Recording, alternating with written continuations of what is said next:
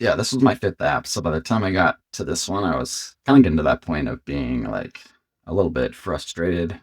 Not sure if, if I was gonna figure this thing out or if I would have to go back to like full-time employment. You are listening to the Go Earn Your Salt podcast, brought to you by Salty Electrolytes. On this podcast, your host, Riley Rogers, explores the stories of people who get after it, get things done, and earn their salt. You will hear from high achievers who discuss what makes them tick, how they got to where they are today, and where they're headed tomorrow.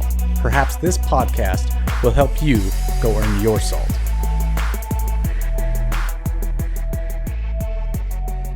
Welcome to the show today. Today I have Ben Noland on here, and Ben and I are we don't know each other well, and so we are. Ben is a friend of a friend. Mark Enos, who was on here a few episodes back, was introduced Ben and I kind of became a little fascinated.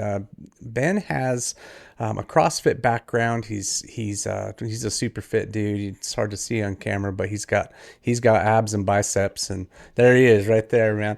And but he's also kind of a tech geek. So he's a phone app developer, and it's going to go beyond that. We're going to find out more today. But you guys are going to learn about Ben with me, is what I'm trying to say here. So Ben, welcome to the show. Thanks, Riley. It's good to be here.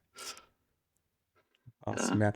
Well, so tell us who you Yeah. are. Tell us about kind of life growing up, what life looked like, and kind of the story that got you to where you are today. Yeah, well, I was born in Idaho. Lived here pretty much my whole life, and um, yeah, not nothing too exciting in my upbringing. I just um, went to BSU after graduating high school. We moved around a bit growing up. My dad worked for Idaho Power, so I lived in a few different places as he went to the different um, power plants, and um, went to high school down in Grandview, Bruno area at Rimrock High Oh, shoot. School. Yeah, yep. Uh, What kind of student base was there? Because that's there's not much population out there. yeah, it's pretty small. My high school class was, I think there were 32 graduates, so not too big. Kind of a farming community, but Yeah, yeah. it's funny. I Um, graduated in a big high school that had 680 students in the graduating class, and so yeah, it's it's a big contrast. yeah, yeah. So from there, yeah, I went to BSU. I wasn't real sure at first what I wanted to do, but I liked computers, and so I kind of stumbled into computer science and got my degree there, and then went to work for a local company.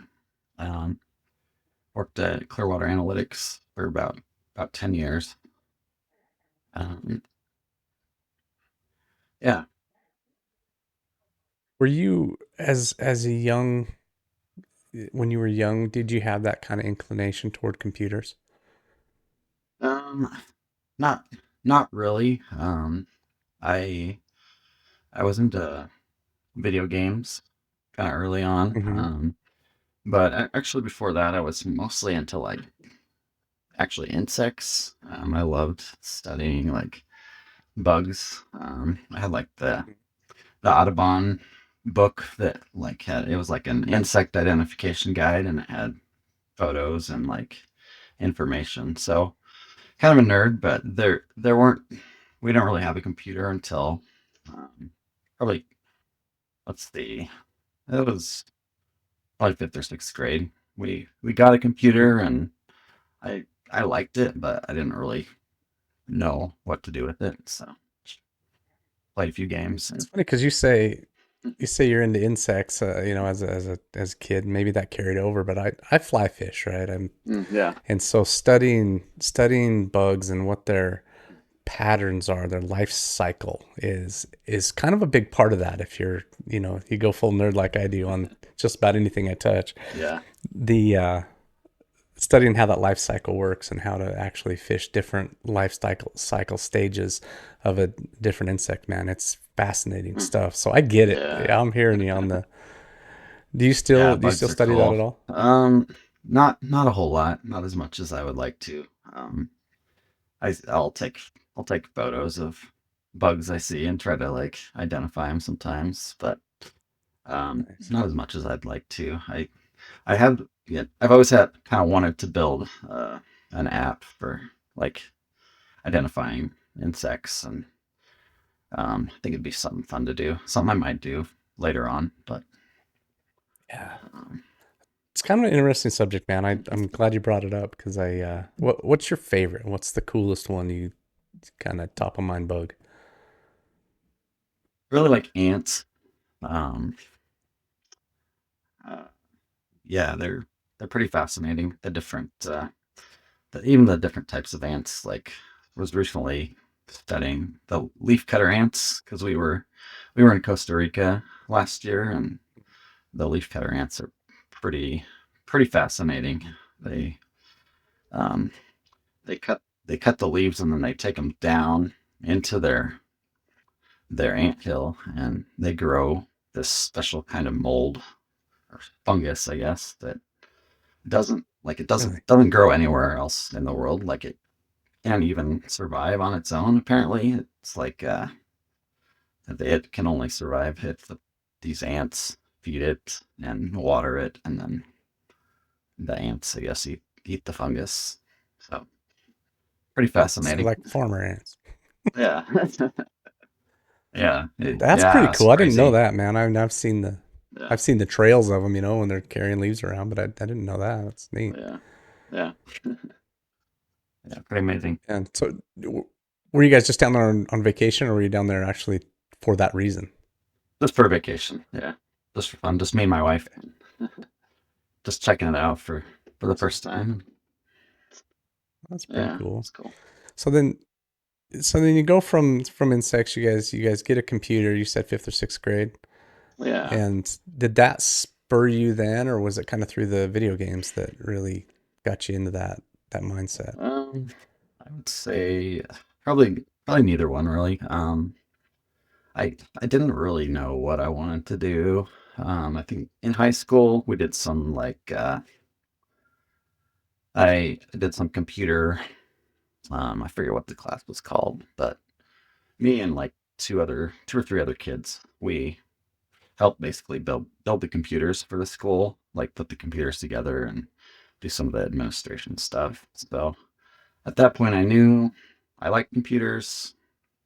I went to college. Like when I went to college, I think at first I was thinking computer engineering, which is more about the design and building of the actual hardware.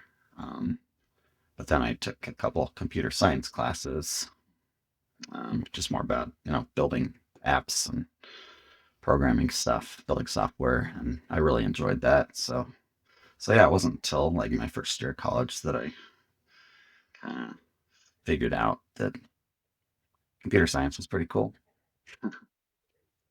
So was it a particular project you worked on that kicked that off, or what was the thing that lit the fire? Because this is now what you do for a living, right? Right. Yeah. Yeah. Um, I think I think it was just some of the introductory classes on like computer science, like algorithms and data structures class, which a lot of people find to be kind of boring and difficult, but I I just enjoyed thinking in that way and like solving those kinds of problems. And I think that's kind of when I knew that it's the direction I wanted to go. Yeah. Yeah. Well, for people like me who, when you say data sets and you used another technical word that I don't even know what it means. So can you help me out there, man? Help me define those for me. Yeah. So data structures and algorithms was the class. So yeah, an algorithm is just a set of steps that you would use to solve a problem. Um, so, Give me an for example. example, like common one in computer science is a sorting algorithm. So if you have like a list of 10 numbers, or let's say you got 10 index cards, with numbers on them, and you wanted to sort them. What, like, let's say you lay them out on the table, so they're kind of in a random sequence, and you want to sort them in order. So you want the 1 to come first, 2 through 10. Um, so every time you swap a card, like that's a computer operation, so it's going to take some time. So you're looking for the most efficient way to sort the items. So that's a pretty common algorithm. There's like probably a dozen different ways you can sort the cards. Well, I'm identifying a bit with what you're saying because I don't know if you know this. I don't know how much you and Mark have talked, but I have a mobile oil change company, and I wrote some. I don't know if I want to call it algorithm, but I wrote some code into the back end of this program that I use, and it predicts when my customers' vehicles will be due for their next service, right? Yeah. And by the way that worked, when I first wrote the original version, it had an unnecessary step in there. And that unnecessary step, the way I viewed it, kind of caused this like circular reasoning happening there where it had to like 10 times calculate the same thing before the final answer. Yeah. So I'd hit the report, I'd want my monthly report, and it would take an hour to upload that report. And I'm like, what is the deal? So then I started digging into that thing, and I found that this extra step was there. I took that step out. Now it takes 10 seconds to make that same report. Yeah. By pulling that one step out. So is that what you're talking about? Yeah. Yeah, exactly. Yeah. Yeah, it's pretty common in developing developing algorithms is like, why is this taking so long? And then you finally figure it out, and it's like 1,000 times faster just from changing a couple lines of code. It's funny because the stuff that I'm talking about, it sounds all Hey, sophisticated, but it's really, and it's not, it's like these small little versions of what you're talking about. But yeah. man, I spent hours just banging my head on my desk. Like, why is this not working like it's supposed to? I know it sounds right, but oh, I forgot a comma. Yeah. Yeah. Yeah, that would What's that look like in your be world? pretty How do common. you sort through that stuff? Because I imagine you run into the same thing. I do, yeah, all the time. Um, there's some fancy techniques you can use, but usually what works best for me is um, just find a way to reproduce the issue, and then I'll just add like some print statements in the code so that as the code is going, like when I'm here, it should do this. So I put a print statement there, and then just run it and see like what's it doing. And I spend a lot of time just writing things on sticky notes, like this is how it should work. Like I'm trying to get the algorithm into my head compared to the code, and like I don't know, sometimes it's just a matter of breaking the problem down into the simplest parts, and just Is that when you say print statement, is that sort of like a bookmark? Like you can take it and say it works fine up till this point, and then what does it do from there? Is that kind of what you're getting at? no. So what I mean is like you run the program, and it'll um, print the output like text to your screen, so Uh huh. you can see like a just kind of a sequence of what the code is doing. So it'll actually just put text on screen as it goes. Sometimes with like a timestamp, so you can see the program is starting, and now it's entering into this part of the code, and now it's I see. sorting this So it's number. walking you through step by step what it's doing. Yeah, yeah, exactly. Yeah, Man, that would have been helpful yeah, to know that. yeah, Oh my goodness. That's yeah. awesome. So when you're developing these apps, like give us an example of what types of these applications you're working on. I know it varies, it's a variety, but kind of give me some examples of what you're building. Yeah. So yeah, I've launched, done 6 different apps for iOS, and originally I was looking for kind of like clever ideas or new ideas and trying to be more creative. So my first couple apps were more health and fitness related because that's kind of what I'm interested in or was interested in at the time. My first app was a social body weight tracker. So every morning you would like log your weight or once a week, however often you want, and then Uh, your friends could follow you and see your updates. Like today, see, Riley weighs 200 and whatever. I don't know. gosh, you know it's over 200 just by what you're seeing here, huh? Business owners, I want to talk to you for a second. Do you have a retail space inside your location? If so, I want you to think about something. Your customers are buying electrolytes. You know that, right? The problem is they're not buying them from you. Well, Salty Electrolytes can help fix that with their wholesale program.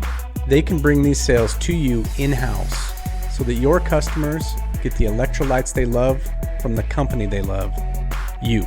All you have to do is head over to goearnyourSalt.com and scroll to the bottom of the page and click Apply for Wholesale.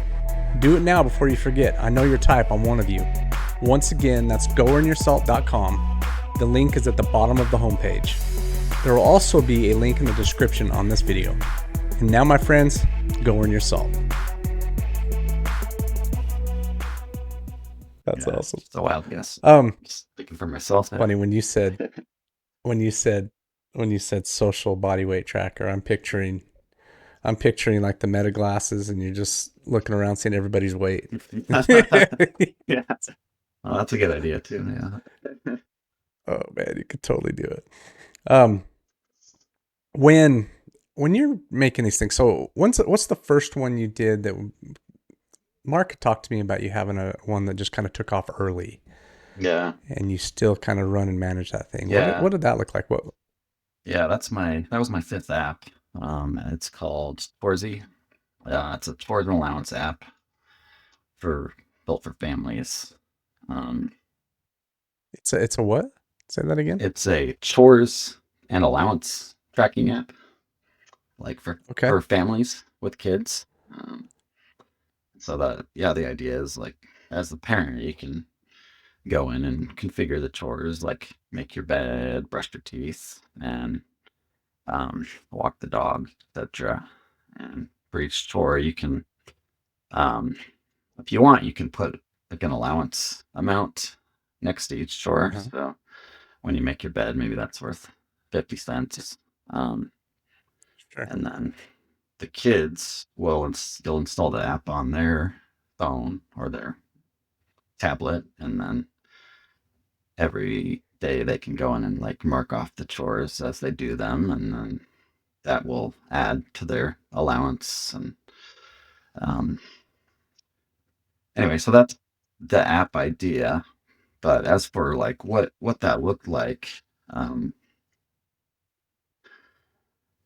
yeah. So originally, like, um, I mean, this was my fifth app. So by the time I got to this one, I was kind of getting to that point of being like a little bit frustrated. Not sure if if I was gonna figure this thing out or if I would have to go back to like full-time employment. Um, and so my wife, she, she suggested an idea of like, what about an app for keeping track of house chores, house maintenance type stuff. And so kind of at this point in my journey, I'd learned that the hardest part with building apps was finding customers. Um, and one of the lessons I had learned from my first few apps was needed to actually build something that people were searching for. Um, specifically, like on the App Store, there's a search function, and there's actually some software and some kind of algorithms that people have figured out, like how do you actually rank for some of these search terms, and how do you see what terms people are searching for, and so Um, I looked looked kind of at this point, all my ideas were starting to go through this filter of like, is there demand for this app? And if there is, what does the competition look like? And so the chores idea was actually pretty good because there was good demand for it, and the existing apps weren't weren't like too intimidating. They didn't like scare me off. I felt like I could do something that was on par with that. Um, so yeah, so I spent 3 or 4 months building the initial version, got it on the App Store, and um, it just kind of started showing some early signs of like this was a little different than my other apps. It never really like it didn't like explode, but it was just like consistent, steady downloads. So do you you had mentioned in there, Ben, that this was your fifth app and that you had kind of started to clue in about that point that you needed to find something that already had some search terms attached to it so that you knew it was in demand. Yeah. What were some of the other ones you worked on before that? What were they about? Yeah, so I got some fun ones in there. My second app was it was called Burpee Hero. Um, and the idea was like fitness gamification. Uh-huh. So you would do um, just some body weight exercises, burpees, push ups, sit ups, and squats. So it was centered around those four different movements. And you would go into the app and you would log any reps that you had done that day. Mm-hmm. And as you did, you had like a little energy meter. So I think you start out with like 30 energy. So if you do um, 10 burpees and you log them, then your energy goes down to 20. And then if you do 20 more push ups, now your energy's at 0. But you would earn like points and you would earn coins. And then you could buy like energy drinks and you would level up your your hero as you did more exercise. And um, so that was my second app. Um, Um, did you so apparently that one didn't take is what you're saying. right. Yeah. Yeah. It was interesting because I would tell people about the idea and they would say it's a great idea. Like sounds really cool. Um, Yeah. and I like people were curious about it. Like I could get people to download it if I told them about it. They would download it and they would check it out, but they would not retain as users. Like it just wasn't their. It wasn't really a sticky idea. It was kind of more of a novelty. So didn't really work as a business, but it was fun to build and Sure. fun to A lot of experiment. so what you're kind of getting to is something that's interesting to me because we have a lot of ideas, especially entrepreneurs, man. There's a lot of ideas that we have. Some are good, some are not, and some are just they end up being well, some are successful, some aren't, right? And so Yeah. how do you how do you talked about search terms and finding things that are searched. What other things are you doing to kind of gauge whether or not an idea is something you should pursue? Um, so think at this point in my journey, like I mentioned, retention.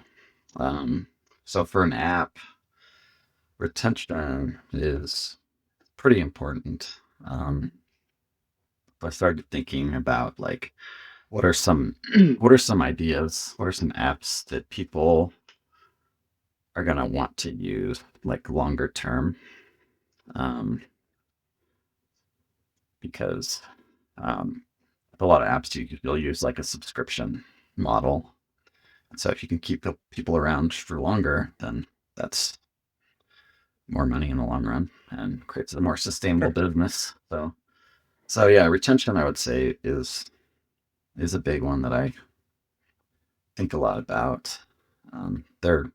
There's types of apps that you might use once or twice. Like if you've got like some kind of a phone cleaner app or like a social media cleanup Hmm. tool, um, those are things that are useful, but you might only use them once.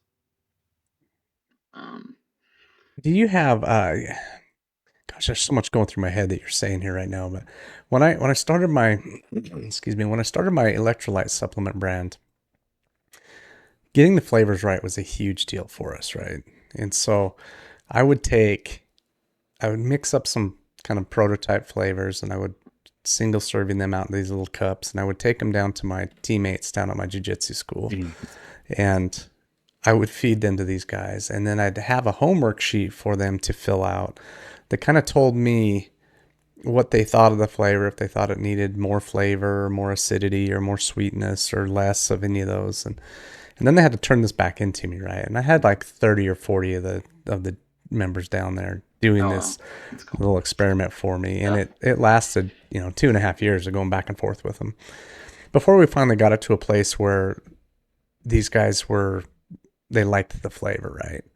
And so you mentioned this retention thing and how people said it was a good idea to do this, burpee app, but um, those are your friends, right? And so what did you do to make sure that these guys were being brutally honest with you, right? Because you want that, like, if it sucks, you want to know.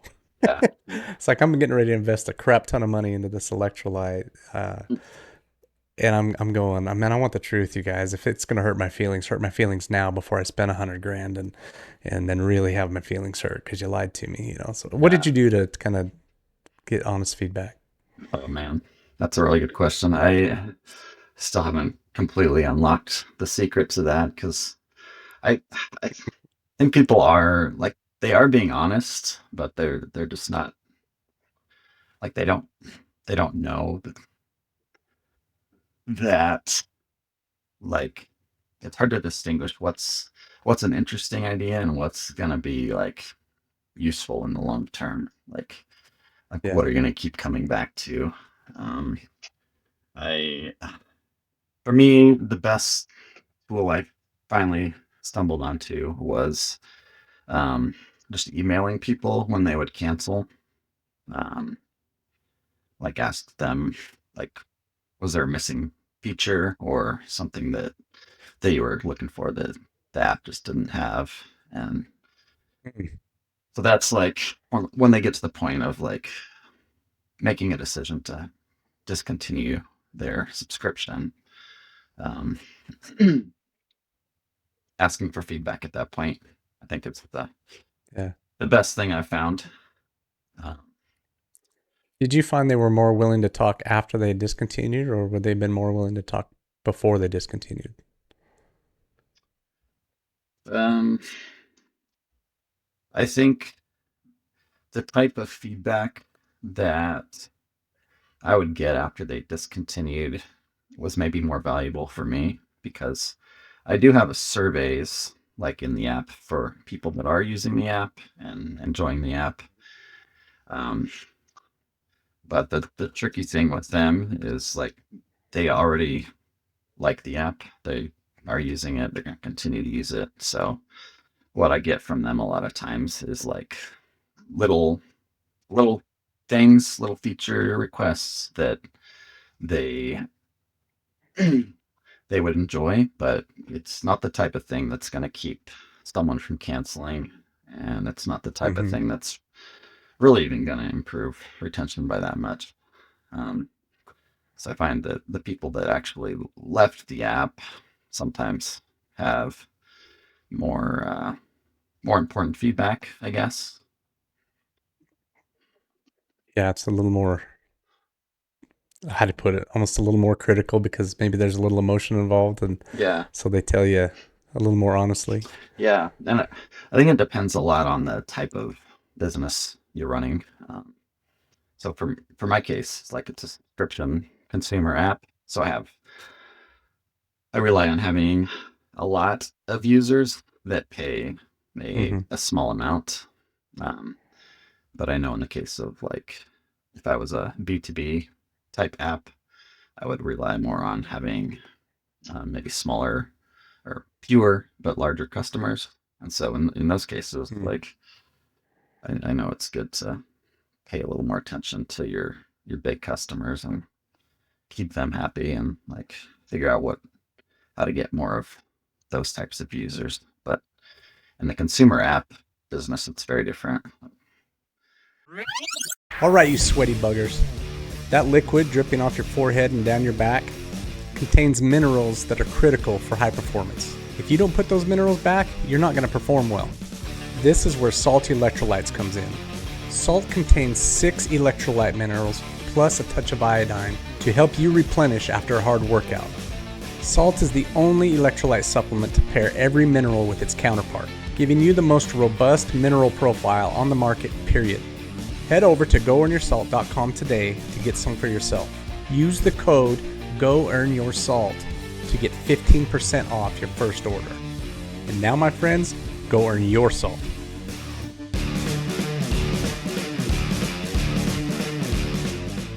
I'm so fascinated with that because you mentioned taking 4 months to develop the Chorsee app, right? Yeah. And I want people to kind of do the math on that, right? If you had to take 4 months of no income in order to develop the thing, that's a big time investment, right? And that can kind of come with some scary stuff. Now, I Yeah. talked about the financial investment I did, and it was years of developing my electrolyte. But then you're also there. There's this big chasm between you and in the monetary return of that product, right? Yeah. Uh, what kind of preparation did you have to get through that, man? That's scary stuff. Yeah. Yeah. It is. Yeah. It was intimidating for sure. So let's see. So some parts of the story that I kind of left off was like, so after I worked at Clearwater for 10 years, we got our house paid off. Um, my wife and I, Nice.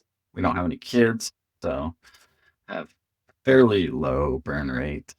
Um, and then she works, you know, part time as a personal trainer. Had some money in savings, and before I left my job, I had actually started another little web application. This was Mm-hmm. like 10 years ago, but I built some software that did like technical phone interviews. This was something I had built actually while I worked at Clearwater, kind of on the side. Uh-huh. Um, because when I worked there, we spent a lot of time hiring other software developers, and we found that sometimes we would bring people in to the office or even fly them in to the office, and then within like 15 minutes, we realized this person didn't know how to write code, and it's kind of important Man. for the job role. So I built this little piece of software that made it so we could do some coding interviews over the phone, Mm. and that I grew that to the point where like we um, made enough between my wife and I to like sustain our cost of living, and so that was kind of the first step to going full time on entrepreneurship.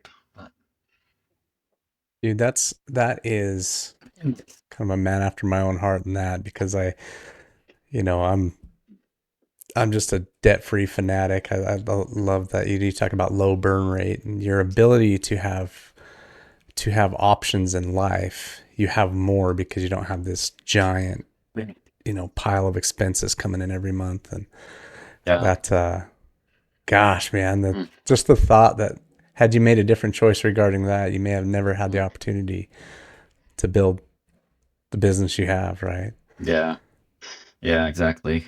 It's wild. Because yeah, like you say, I mean, it was very intimidating at first, but once I had the income, like I think the first thing I did was I asked my employer if I could just take a leave of absence, and so that way if it didn't work out, I could come back, and they, Mm. they were fine with that. And yeah, it worked out well enough that I was able to, just keep going. And that business, it didn't really continue growing like I had hoped it would. So there were several years, I think it was about 8 years of like just breaking even, just making enough to stay alive and keep trying new ideas. And um, it was a long journey for sure. But I think in the back of my mind, Yeah. I knew that like if I needed to, I could go back to the employed life. And so the risk was pretty. Man, I think that's so cool, Ben, because I hear guys talk about it, these, Instagram entrepreneur gurus, and they're always like, you got to burn the ships so you're motivated to go. And you didn't burn the ships, man. You kept that relationship with your employer as an option. You've pared your lifestyle down by being smart with your money and paying your house off, and you had a part-time income from your wife's income, and you were doing all these things to prepare yourself so that you could withstand the dip in front of the development of this other app. And I want people to hear that, Yeah. because that's the wisdom there, man. That's a big deal to me. People, they want to do some big things, but they don't calculate the risk. They don't calculate the time it's going to take, and then they leverage their lifestyle up to a point where they can't not work for any period of time. And you did some smart stuff there, dude. Yeah, thank you. Yeah, I'm a very safe person. Like I don't like to take risks. So I think that helped a lot. Yeah. Well, that's the thing, is there's enough risk already in the entrepreneur lifestyle, right? To add more to it just because we want to get the cart before the horse is crazy to me. Yeah. Um, and what I have kind of a slightly off question from where we're kind of at right now in the conversation, but Oh, I've got a buddy who's got an idea for an app that he wanted to have developed. Man, he's talked to I don't know, maybe even 7 or 8 different app developer guys now, and every one of them has just like flaked out. They just kind of stopped talking to him and ghost him, and it's been the weirdest experience for him. What is it, do you think, causes these guys to be so flaky? oh man, that's a good question. Is it like have they entered into like a business relationship, or is it more of like a split the equity type No, it's more arrangement? like, hey, I'm gonna hire you to develop this thing for me, Yeah, sort of a deal. And yeah. they yeah, they'll talk to him for a little bit and kind of Mm. they'll share a few ideas back and forth about what they think might work, and then gone. They just disappear. Yeah. It's like, I won't talk to him anymore. And I don't know if it's hey, they're just overloaded with their day job, and or if, like you said, maybe they really don't know how to code and his project's too big for them. Um, I don't know, man. Maybe there's some insight you have in that. Yeah. Honestly, I don't know. I yeah, I've had a few people ask me about like how do you find a developer to hire, and I just don't have much experience with that because I just do it all myself. And Yeah. so yeah, Yeah. I don't know. Well, that brings the question: are you open to other projects for side gigs like that? No, not yeah, not really. I have enough ideas on my own, like things I want to do. Yeah, Yeah. yeah. I do get that question from time to time, and um, I find that like I, for me personally, like I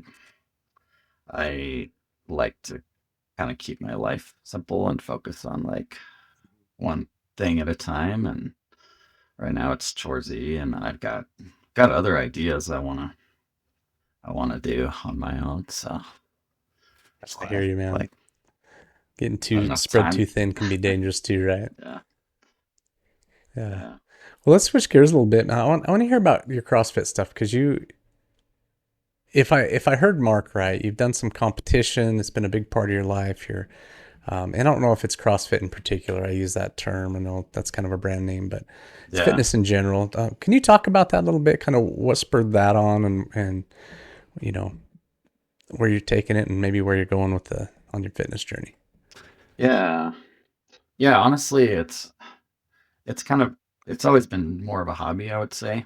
Um, Hmm. done the competitions I've done have been just kind of like local, smaller competitions, but um, I think what I really enjoy is finding things that I can um, things that I can just practice and get better at. I enjoy the training process, and so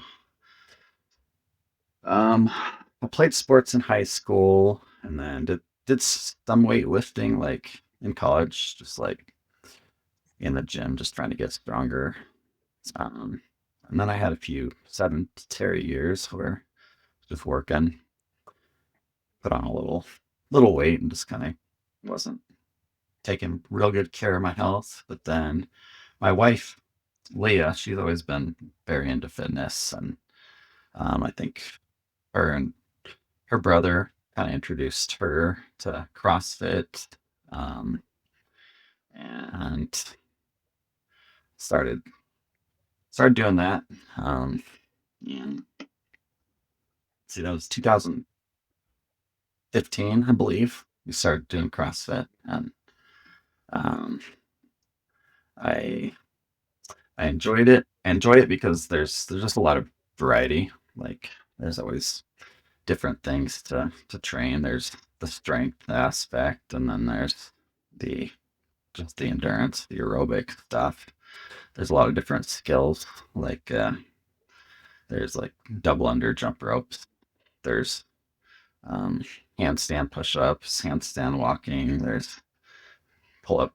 There's the CrossFit style pull-ups, which are um, kind of a Is that spectacle like of a their kicking own. style? Yeah, yeah, Yeah. yeah. There's a lot of different things. One of my favorite moves is probably the ring muscle ups. Um, those are Oh yeah. those are fun. But um, so yeah, started into that and just like found a lot of different things that I could work on. Like just I just enjoy working on things like practicing kind of on my own and like figuring out what are my weaknesses and how can I hone those things and I had Do you find that you're attracted to those kind of long-term projects like that? Like, here's why I ask. yeah. I was in the endurance world for a while, just like running or triathlon type stuff, and I noticed that I would train for these big events. I'd get to the event, I would do it, I'd complete it, and the next day I'm like, well, now what do I do? Because my training schedule's done. Like, I guess I better just find another event and start training for that one. And I remember that letdown, and so after a few of those, I decided, you know what, this Brazilian Jiu Jitsu thing sounds really cool because that's one to get a black belt, and that's like a decade, maybe 10 to 15 years of this drive towards a thing, and it sounds to me like maybe you're talking a little bit along the same lines as these long term projects. Like what can I learn? What can I discover about myself through this? And not just hit a goal in 3 months and then wonder what I'm going to do next. Yeah. Can you identify with that? Yeah, yeah, I think for me, it's a little yeah, I don't know. I don't think I really experienced the letdown as much because um think I just enjoy the process of it. Like the I do find maybe it's kind of a personal weakness, but like when I get to the competitions, I'm not even like that um competitive, I guess. Like I don't care too much whether I come in first or third or 10th. Like Um, I I'm just happy to like do my best and then get back to the gym the next day and work on like whatever needs improvement. And I I kind of enjoy just yeah, like I said, just the training aspect of it. Like there's always room to grow um and actually yeah, kind of kind of ran into some issues with CrossFit where like started kind of got to the point where um I guess I kind of wasn't improving as much anymore because I kind of maxed out all the newbie gains and like as I try to get stronger, like joints start hurting and like start accumulating some injuries and that that became yeah, that became a whole nother challenge. But um Let's talk about the injuries part of that, because I know that's kind of in the yeah. metasphere of people talking about their CrossFit journeys. That's common, man. Where you get, I have a friend who was doing, I don't even know what you call it. I'm just not much of a weightlifter, but I want to say it was cleans, where she flips the barbell up, and when she came Yeah. down back into a squat, her elbow landed on her Oh knee and it yeah. broke her wrist. Just, Yeah. um, Heard of that happening, yeah. it was a pretty bad injury. She's still struggling with that, and it's been 2 years ago or something. But talk about that, man, because like you said, when you get stronger, bigger weights, and you're doing them at that fast paced, kind of high rep, Yeah. CrossFit version, sometimes there are injuries there. And what did you experience, and how did you deal with it? Yeah.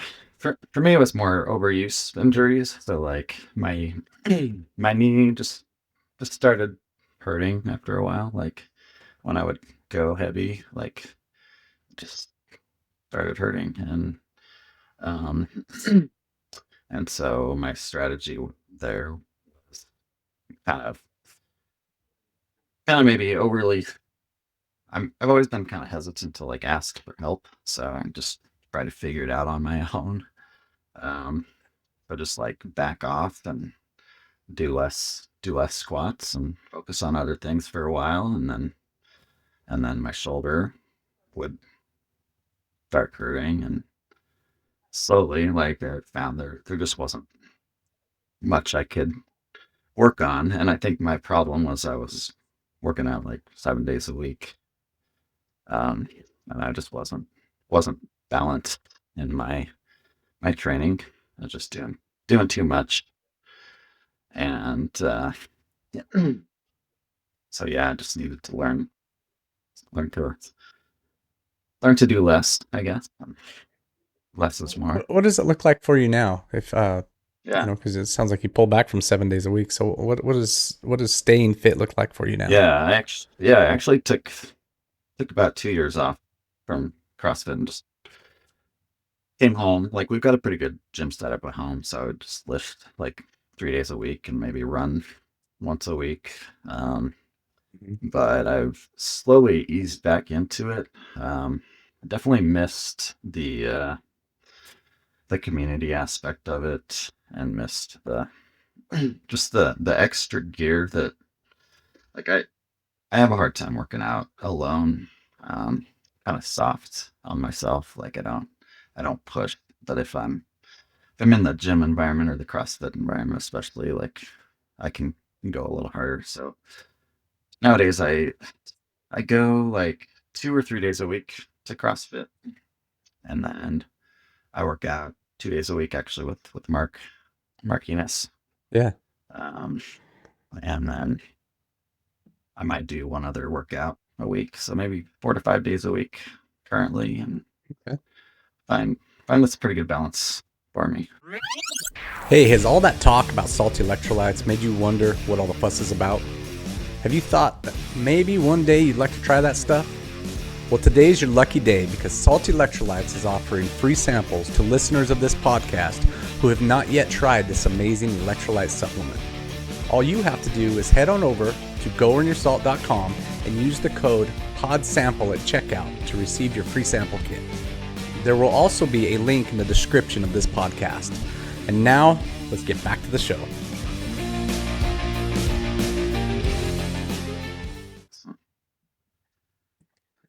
Oh, that's pretty cool, man. Because I think that happens a lot. Where, and maybe you could give some advice to this, Ben.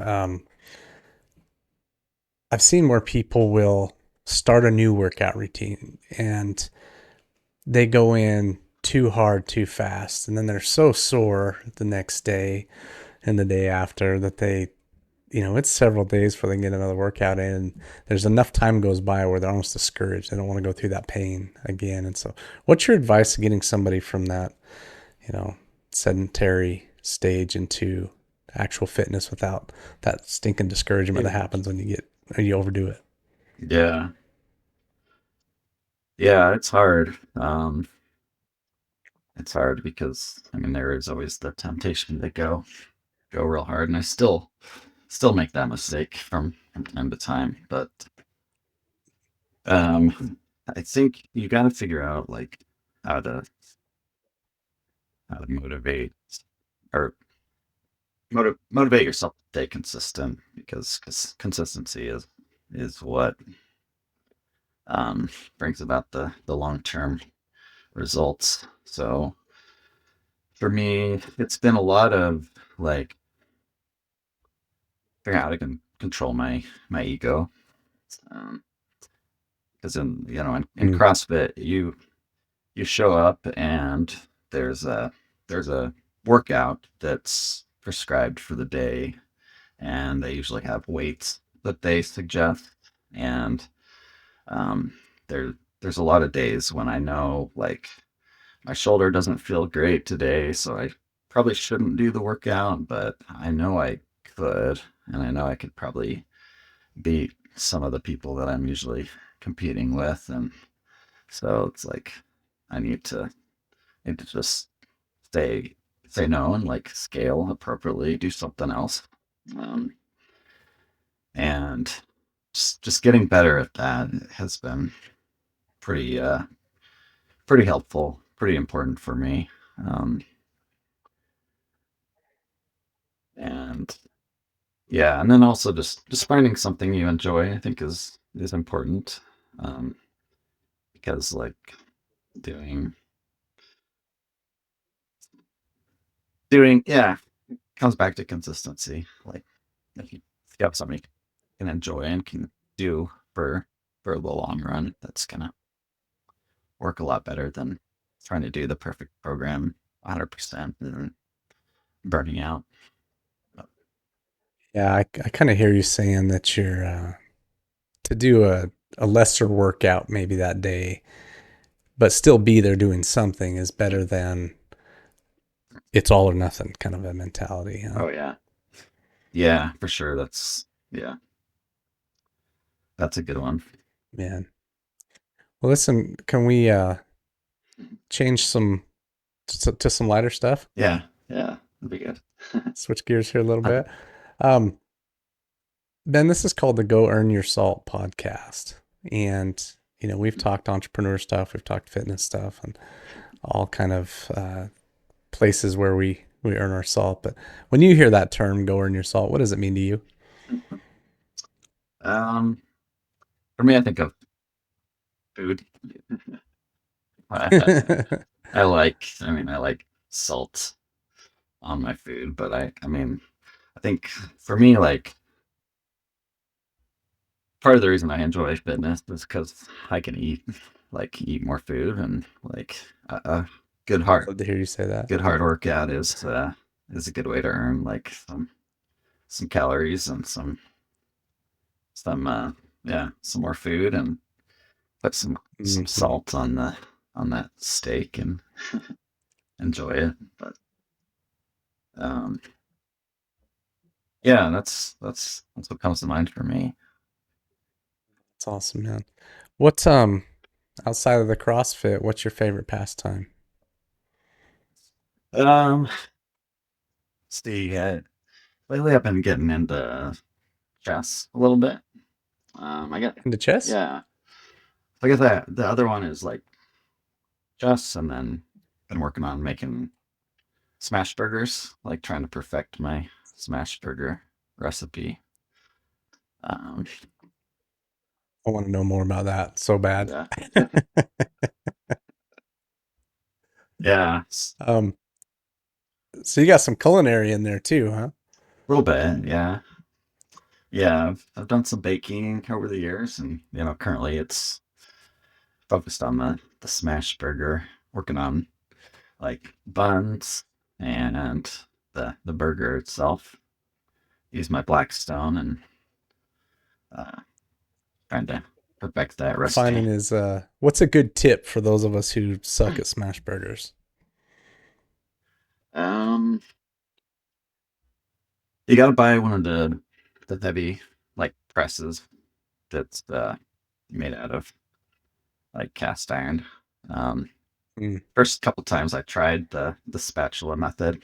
Like you can take the two spatulas and like press it down, but um, you really want the meat to like stick to the grill, because it makes that nice crust. And what I found with the spatula method is like as soon as you let go, the burger kind of like shrinks feels and cooks and doesn't really get quite the same level of crust. So yeah, I usually use the use the smasher with some wax paper and like I'll leave it on. I actually let it sit on there for a good 15 seconds before I move on to the next burger. so I've used trying the smash burger thing out. I've used a cast iron pan on top of the burger to smash it down. Oh yeah, But sometimes I probably sometimes I work. feel like I have to put so much pressure on that I'm gonna cave my grill in, man. And so,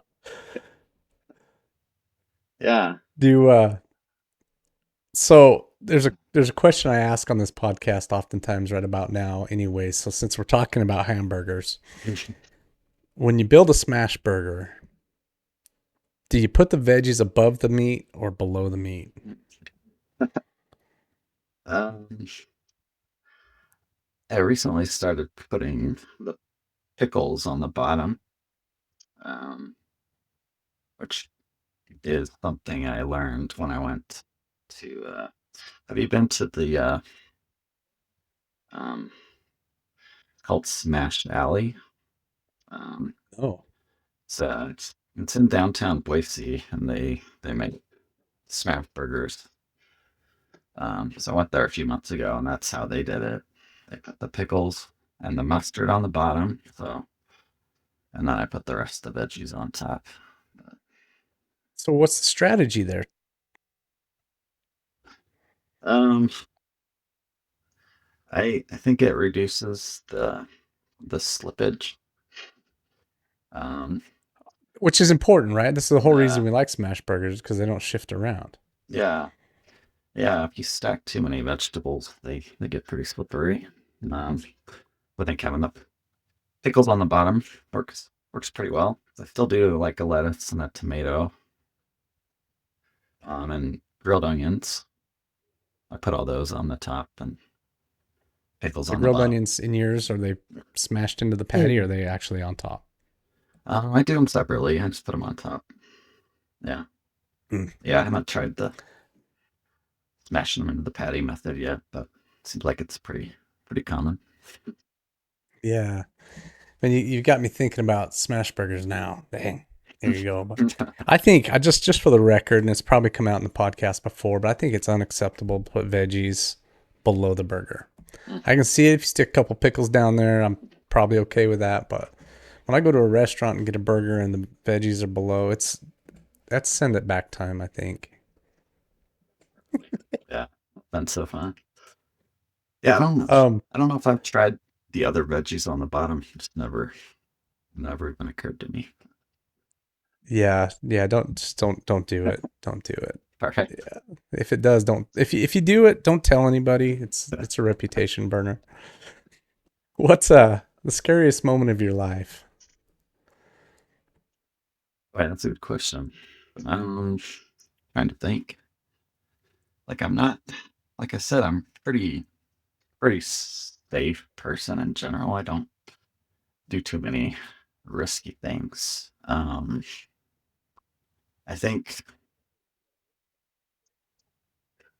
I don't know. The thing that come to mind is kind of just again maybe heavier topic of entrepreneurship and those years of like after my fourth app wasn't really working, just like kind of the fear that I wasn't gonna figure it out, and um I don't know, just feeling kind of like a failure in a way, like I've spent a lot of Yeah. time trying this and has have not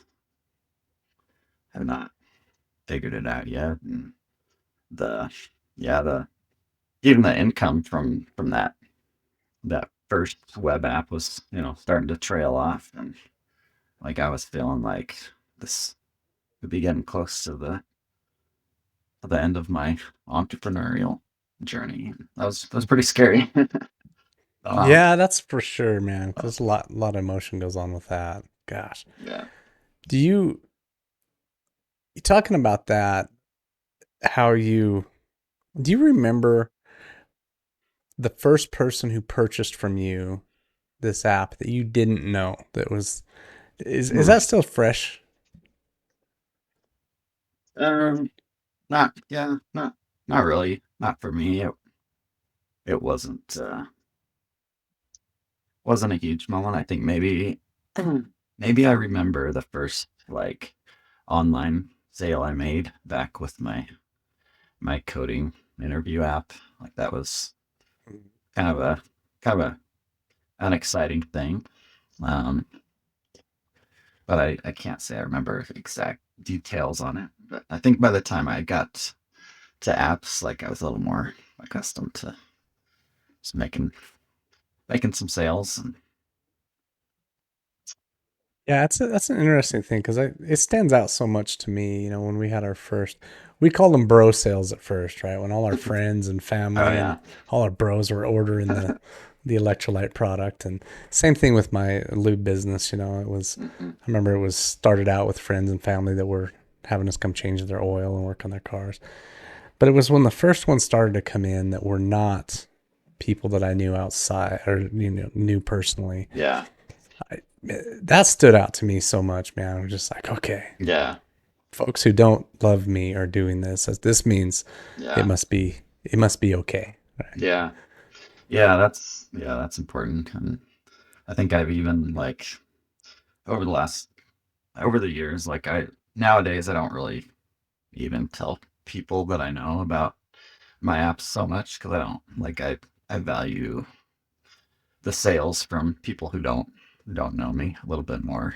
And I value their feedback a little bit more because I think kind of as we were speaking about earlier, they're more likely to do it just because the app is good and not because they're trying to do me a favor or There, yeah, yeah.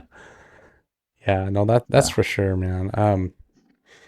Ben, what's something that is on your bucket list that you wanna do? Um, ooh, yeah, it's another good question. I haven't thought a whole lot about. I think I just want to do some more traveling, like see some more countries. Haven't been to Europe yet. Um, I think yeah, that'd probably be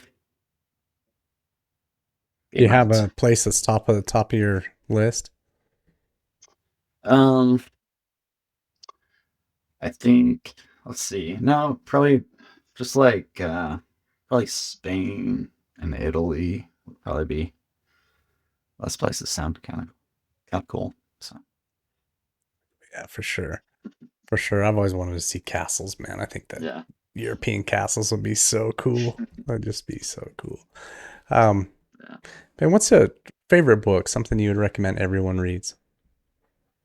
Uh, I really liked the book Mindset by Carol Dweck. Um, I read that a couple of years ago, and it really helped me kind of get through some of those difficult times.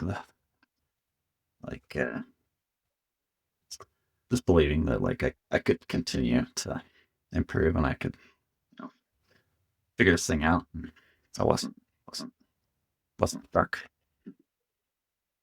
So it's you found that book when you were in need of it, huh? Yeah. Yeah. Yeah. I always term they kind of hit you where you're at. You know, I love those. I love it when I'm in the middle of something and I find the book that speaks to it. And Yeah. yeah, that's pretty cool. That is pretty cool. Well, listen, man, where can you be found? Say the name of your app again. It's called Chorsee. Chorsee. Yeah.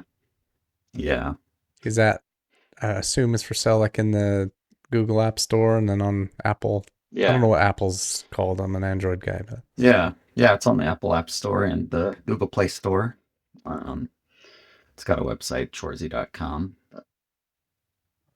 That's probably the best and place. that's spell it for us. CHORSEE. SEE. Okay. Yep. Yeah. Awesome, man. Yeah, that's probably the best place to find me. I'm not real. Well, we'll put that. I'm gonna put that in the description. Cool. A link to your website there so people can find that if they'd like. And then, yeah, man. Well, I appreciate you coming on today, Ben. It's been a cool conversation. It's kind of fascinating to me because there's a lot of the emotion you talked about and just a lot of the steps of development and stuff are pretty easy for other entrepreneurs to identify with, man. We've all been there. We've all been scared. We've all been excited. We've all, it's trying to figure out whether our friends are, giving us the brutal truth that we need to make a venture worth it. And Yeah. all those subjects we talked about are super cool, man. I appreciate you coming on. Cool. Yeah. Thanks, Riley. I had a good time. Fun. Awesome, man.